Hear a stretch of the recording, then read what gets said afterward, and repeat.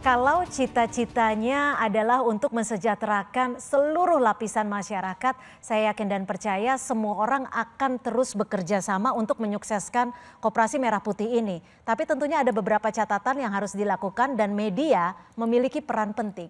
Catatan apa yang sekiranya sudah dicatat khususnya dari Kompas TV sendiri terkait dengan penyelenggaraan Koperasi Merah Putih, Mas Yogi? Ya, saya masuk dari Jaga Desa ya.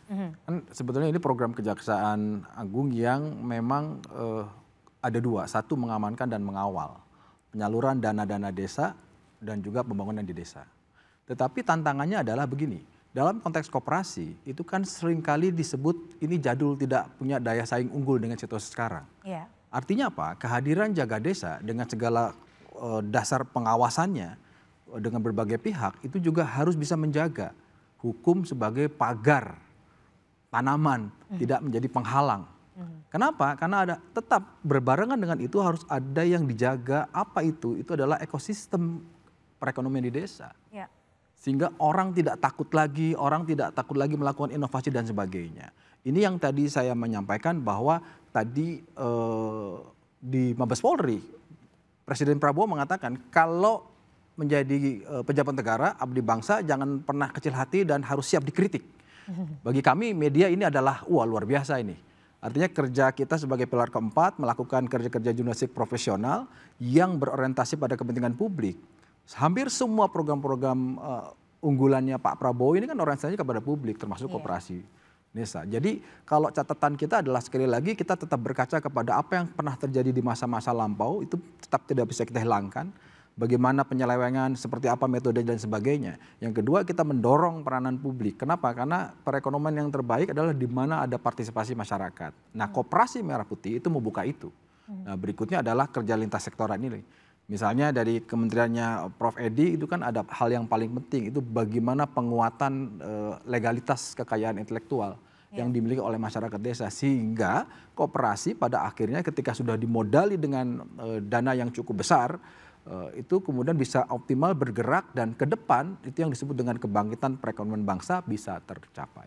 Oke, kebangkitan perekonomian bangsa bisa tercapai. Tentunya ini menjadi cita-cita kita bersama ya. Tapi Prof. Reda, tantangan dari kejaksaan ini bagaimana mengurusnya? Ini kan ada banyak sekali desa, banyak sekali hak masyarakat yang perlu dijaga. Ya, itu memang kita nggak bisa sekaligus ini bertahap ini, ya kan? Karena tiap daerah memiliki keunikan sendiri. Betul. Juga orang-orangnya juga beda-beda lah karakternya. Oleh karena itu kami rutin ini dengan Kementerian Desa, Kementerian Koperasi itu ke provinsi-provinsi atau bahkan ke kabupaten ini untuk mensosialisasikan hal-hal ini. Karena untuk mencegah adanya kesenggangan pengetahuan tentang baik jaksanya maupun dengan kepala desanya itu loh, atau pengurus koperasinya. Jadi kami terus melakukan komunikasi yang aktif lah. Intinya memang bahkan tiap 2 bulan sekali kami melakukan Zoom meeting seluruh Indonesia terkait masalah desa maupun Koperasi Merah Putih ini. Bagaimana menginput dengan baik dan benar dengan data-data yang valid. Jadi setiap sebulan sekali tadi ya? 2 bulan. 2 bulan sekali ada update terbaru ya. Nah, mungkin bisa dijelaskan kepada kami, kepada masyarakat tentunya. Seperti apa simulasi pengawasannya? Timnya ini dari mana dan berapa tim yang melakukan pengawasan terhadap Koperasi Merah Putih? Timnya ini pertama adalah bahwa di Kejaksaan tim yang utama nih. Ada tim khusus tim ya? Khusus, ada direktorat khusus, direktorat 2 yang mengurusi masalah desa ini. Ya. Dan tim ini ya dia akan bekerja sama dengan asisten intelijen di Kejaksaan Tinggi dan di Kejaksaan Negeri. Tiap-tiap daerah? Tiap daerah itu ada tuh. Nah, kasih intel di Kejaksaan Negeri ini yang akan langsung berhubungan langsung dengan desa atau juga dengan Koperasi Merah Putih pengurusnya. Nah, untuk membantu tugasnya kasih intel di Kejaksaan Negeri itu mereka dibantu oleh anggotanya Badan Permusyawaratan Desa BPD. Tiap desa tuh ada 5 orang. Tiap desa 5 orang. 5 orang. Oke. Yang memilih 5 orang ini? 5 orang itu masyarakat sana. Masyarakat, Nah, tetapi oke. kita ada kerjasama antara Kejaksaan Negeri dengan Badan Permusyawaratan Desa ini.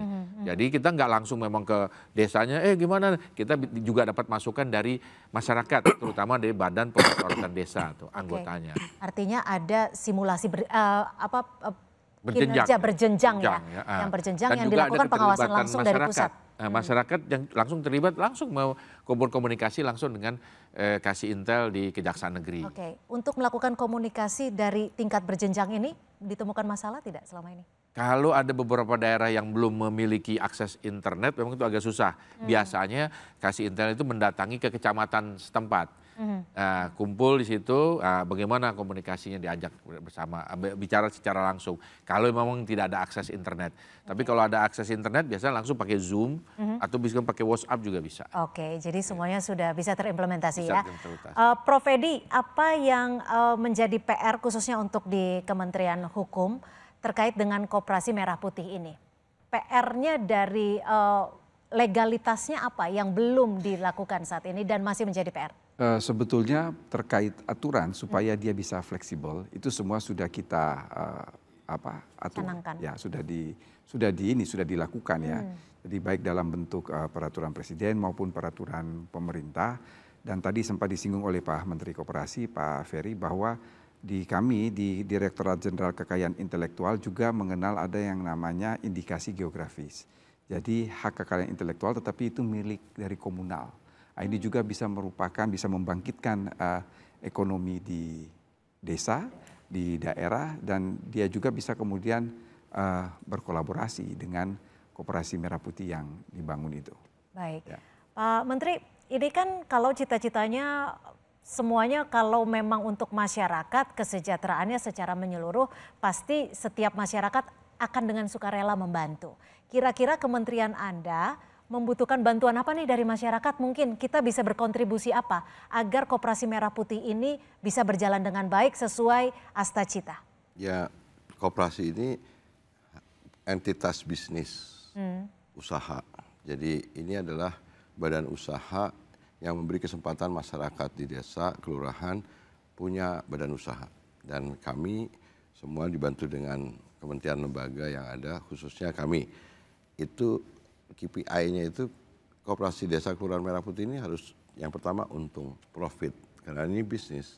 Kemudian seberapa besar manfaatnya terhadap masyarakat desa. Karena kegiatan-kegiatan Koperasi Desa Kelurahan Merah Putih punya gerai sembako, apotek, klinik, gudang, dan yang nanti dilengkapi dengan alat untuk menjadi off-taker produk masyarakat desa, kendaraan, transportasi, dan seluruh potensi kerajinan kuliner apapun yang dimiliki masyarakat desa bisa nanti diintegrasikan dalam entitas bisnis Koperasi Desa Kelurahan Merah Putih. Dan ini kita juga dibantu juga adanya manual book dari bank himbara, bisa juga bank-bank daerah segala macam, sehingga kita juga melakukan pinjaman itu dengan menggunakan dasar proposal bisnis yang kami dampingi. Dari Kementerian Koperasi ada bisnis asisten, ada pendampingan dari dinas-dinas, kita pun juga mendampingi cara membuat proposal. Jadi memang kalau ini digerakkan, Maret kan diharapkan oleh Presiden pada saat rapat Kabinet Paripurna bisa mulai bangunan fisik gudang, gerai, dan sarana pendukungnya sudah mulai jalan. Kita akan lihat nanti bahwa Koperasi Desa Kelurahan Merah Putih ini dia adalah alat yang sebenarnya bisa menjadi tempat memutarkan uang di desa-desa. Harapannya akan tumbuh pertumbuhan ekonomi di desa, dan ini adalah self-propelling growth. Jadi sebenarnya ada satu titik nanti ketika insya Allah ini berhasil, itu masyarakat desa bisnisnya, koperasinya bisa berkembang dengan sendirinya. Dan itu nanti manfaatnya akan kembali ke desa, ke pemerintah desa, balik lagi kepada masyarakat desa. Gerai, sembako, atau retail yang akan kita buat menjadi modern di desa-desa kelurahan, uangnya akan muter di situ. Beda kalau retail modern yang sekarang, uangnya orang desa masuk ke kota besar. Ini logikanya yang harus kita pahami. Nah, kami yakin dengan intervensi, apalagi Presiden punya keberpihakan yang luar biasa dengan koperasi, saya yakin ini akan menjadi berhasil dan ke depan kita akan punya ekonomi yang lebih adil lagi. Baik, Mas Yogi, lagi-lagi sebagai pilar keempat demokrasi, catatan apa yang bisa diberikan kepada kementerian dan juga lembaga terkait, khususnya untuk Koperasi Merah Putih? Ya, saya selalu mengingatkan kalau hasil surveinya baik, persepsi publik baik, itu adalah ekspektasi masyarakat sebenarnya. Dan hati-hati, periodenya pendek. Kalau dalam periode itu tidak segera dimanfaatkan oleh bapak-bapak bertiga di sini, itu akan menjadi serangan balik. Kenapa? Karena kekecewaan masyarakat itu dasarnya ada. Nah, sehingga momentum yang baik ini harus segera diaplikasikan. Pertama, akuntabel, terus kemudian transparan, dan taat hukum. Berikutnya adalah ada kebermanfaat yang konkret. Kalau tadi ditargetkan Maret 2026, pembangunan FIK dan sebagainya. Kenapa? Satu, restu dari publik cukup tinggi. Paling tidak indikasinya dari tadi. Catatan Litbang. Yang kedua, daya dukung dari negara luar biasa. 200 triliun lewat Himbara, 16T yang kemudian dari anggaran dana desa kemudian sudah digelontorkan. 3 miliar per koperasi. Artinya apa? Yang dibutuhkan adalah satu, akuntabilitas, kedua pengelolaan yang baik, yang berikutnya adalah daya saing. Kelemahan koperasi selama ini kalah dibanding entitas bisnis lain adalah karena mereka gagal bersaing. Artinya apa? Ketika mereka diharapkan bisa profit tapi tidak support sistem tidak melakukan itu, ya akan sia-sia. 3 miliar itu tinggal hitungan waktu akan habis dan ujung-ujungnya amit-amit nanti akan jadi pertanyaan dan jadi masalah hukum. Kalau boleh singkat, optimis Anda? Oh, harus optimis. Dengan 200 triliun, ya kan harus optimis bahwa kami nanti di lapangan dan teman-teman jurnalis akan mengawasi benar atau tidak. Daripada 200 triliunnya habis nggak karu-karuan kayak kemarin oleh Seracanomics, lebih baik ngucur ke desa-desa itu. Jadi istilahnya desa kepung kota ini harus sukses. Catatan dari redaksional seperti itu, Prof. Freda. Lalu ketika media optimis, kita juga akan mengawasinya. Masyarakat akan menuntut balik janji-janji Anda. Mungkin yang bisa disampaikan dari Prof. Freda? Nah, di dalam aplikasi tersebut, ini balik lagi aplikasi, ada langsung pengaduan ya kepada kan itu kan nanti yang berkaitan langsung dengan desa adalah atau koperasi adalah Kejaksaan Negeri. Di situ apabila pengaduan atau komunikasi ada tersendat, itu desa atau koperasi bisa ngadu langsung di dalam sistem itu langsung kepada Kejaksaan Agung. Melalui aplikasi? Melalui aplikasi, jadi nggak perlu, itu memang sudah ada langsung. Bisa dikasih catatan, kita dengar, wah ini ada oknum kejaksaan yang bukannya membantu, malah menyusahkan koperasi atau menyusahkan desa, itu bisa langsung kena penalti itu. Nah, itu salah satu persiapan kami untuk memenuhi janji-janji kami dalam mendukung pemerintahan desa dan perkembangan koperasi. Satu catatan lagi dari catatan kami. Apakah orang-orang yang ditempatkan oleh Jampitel sendiri orang-orang yang berintegritas dan bisa menjaga kepercayaan masyarakat? Insya Allah semuanya berintegritas. Karena memang sudah pemilihan kepala Kejaksaan Negeri itu sudah melalui rapat pimpinan yang sudah disepakati oleh Jaksa Agung Republik Indonesia. Bisa dijamin ya artinya ya? Insya Allah baik. Kalau satu lagi gimana, buat Pak Menteri mengingatkan bahwa program yang baik yang terkait dengan masyarakat biasanya dijadikan bancakan politik. Nah, mumpung ini bukan bantuan, ini pinjaman. Pinjaman dan akan ada dikembalikan. Iya dong, beda-beda. Penting nih, bukan jangan sampai jadi bancakan politik. Ini bukan bantuan. Makanya dikawasi sama Kejaksaan. Pinjaman mesti balik. Diberikan legalitasnya oleh Prof. Edi. Nah Prof. Edi, payung hukum yang paling kuat untuk menjamin keberadaan Koperasi Merah Putih ini berjalan on track. Ya, jadi tadi saya katakan berbagai aturan sudah kita buat, tinggal bagaimana implementasinya. Kalau tadi dikatakan oleh Prof. Freda terkait aplikasi Jaga Desa, bagaimana supaya ekspektasi masyarakat ini tidak kecewa nantinya. Kementerian Hukum punya Posbankum. Dan kalau terjadi apa-apa juga bisa kemudian dengan pos bantuan hukum ini sehingga betul-betul bagaimana kita memecahkan masalah. Tadi kalau saya sambung dari apa dikatakan oleh Mbak Cynthia, ya kejaksaan harus humanis karena paradigma hukum pidana itu sudah berubah. Dan tentunya itu yang diharapkan masyarakat ya. Jadi kalau kita bisa mencegah jauh lebih baik. Mencegah jauh lebih baik, saya sepakat. Pak Menteri, mungkin bisa disampaikan singkat saja Kira-kira keuntungan apa yang bisa didapatkan masyarakat ketika bergabung dengan Koperasi Merah Putih? Ya, pasti Ini sebagai bentuk sosialisasi sekaligus. dapat harga yang lebih murah, dapat pelayanan kesehatan lebih murah, mereka bisa mengolah hasil produk mereka, kemudian mereka bisa lancar mobilitas barang dari desa atau dari luar ke desa.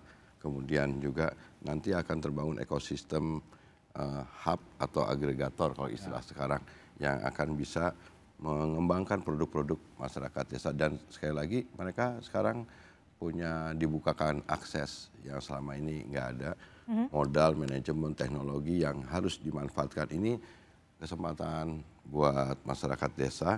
Nah, kami yang kemudian harus menerjemahkan tadi tetap harus perlu kesabaran, perlu ketelatenan, perlu kualitatif pendekatannya. Saya setuju bahwa membangun entitas bisnis di desa ini adalah untuk baru pertama kalinya.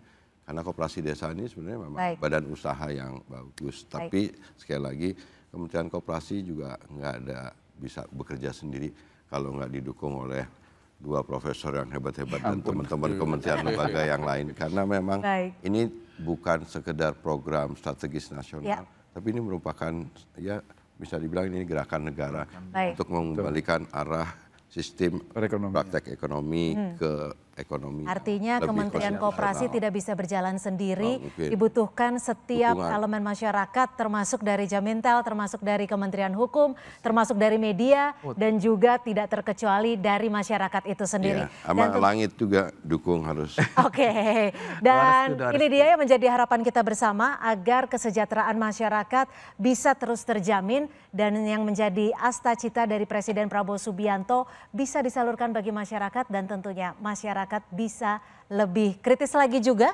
untuk sama-sama kita mengawasi berjalannya Koperasi Merah Putih. Terima kasih Prof. Reda, Prof. Edi, Pak Ferry, Mas Yogi, terima kasih untuk perspektifnya yang luar biasa dalam program High Level. Dengan demikian berakhir pula High Level pada malam hari ini. Terima kasih atas kebersamaan Anda. Saya Cynthia Rompas pamit undur diri. Selamat malam, sampai jumpa.